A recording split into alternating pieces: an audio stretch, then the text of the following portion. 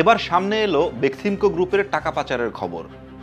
পুলিশের অপরাধ তদন্ত বিভাগ জানিয়েছে অন্তত $135 মিলিয়ন পাচার করেছে বেক্সিমকো।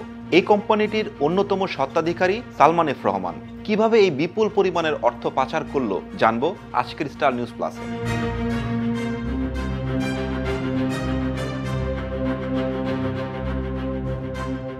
বেক্সিমকো গ্রুপ 18টি কোম্পানির মাধ্যমে পণ্য রপ্তানি করে সেই রপ্তানির মূল্য ফেরত না এনে অন্তত $135 মিলিয়ন পাচার করেছে বলে জানিয়েছে সিআইডি।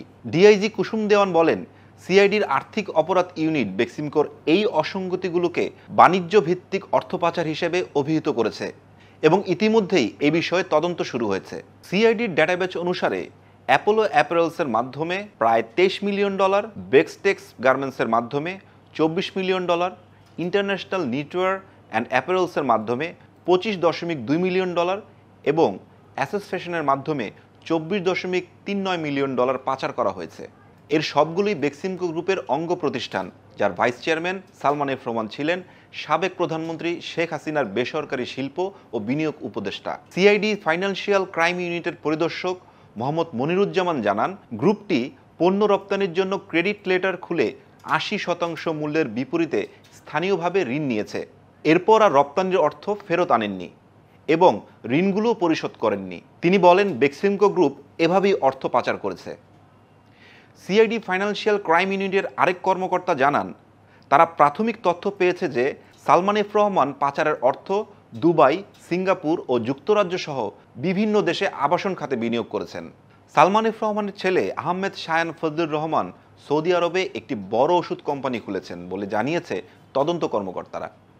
সৌদি আরবের ওই কোম্পানিতে বেশিরভাগ অর্থ বাংলাদেশ থেকে গেছে বলে জানান তিনি। কুসুম দেওয়ান বলেন, প্রাথমিক তদন্ত শেষ হলে বেক্সিমকো গ্রুপের বিরুদ্ধে অর্থ পাচার আইনে মামলা হবে। প্রাথমিক তদন্তে সিআইডির আর্থিক অপরাধ ইউনিট জানতে পেরেছে, বেক্সিমকো গ্রুপের বিরুদ্ধে গত 15 বছরে 7টি ব্যাংক থেকে জালিয়াতি করে ঋণ নেওয়ার অভিযোগ রয়েছে। ঋণের মধ্যে 5,028 কোটি টাকা নেওয়া হয়েছে আইএফআইসি ব্যাংক থেকে, যার চেয়ারম্যান সালমান এফ রহমান নিজেই। তদন্তের সঙ্গে জড়িত এক সিআইডি কর্মকর্তা জানান, ব্যবসায়ী গ্রুপটি রাষ্ট্রায়ত্ত জনতা ব্যাংকের প্রধান শাখা থেকে অন্তত 21,681 কোটি টাকা ঋণ নিয়েছে। সিআইডির প্রাথমিক তথ্য অনুযায়ী বেক্সিমকো ন্যাশনাল ব্যাংক থেকে 295 কোটি টাকা, সোনালী, অগ্রণী ও রূপালী ব্যাংক থেকে 5,671 কোটি টাকা এবং এবি ব্যাংক থেকে 605 কোটি টাকা ঋণ নিয়েছে। আর্থিক অপরাধ ইউনিট তাদের ডেটাবেজ সংগ্রহের জন্য 7টি ব্যাংকের টিম পাঠিয়েছে বলে জানিয়েছেন CID special superintendent Mohammad Bashir Uddin. সিআইডির প্রাথমিক তদন্তে দেখা গেছে, সালমান এফ রহমানের বিরুদ্ধে বেক্সিমকো গ্রুপের বিভিন্ন কোম্পানির নামে বিদেশে ঋণের অর্থ পাচারের অভিযোগ রয়েছে।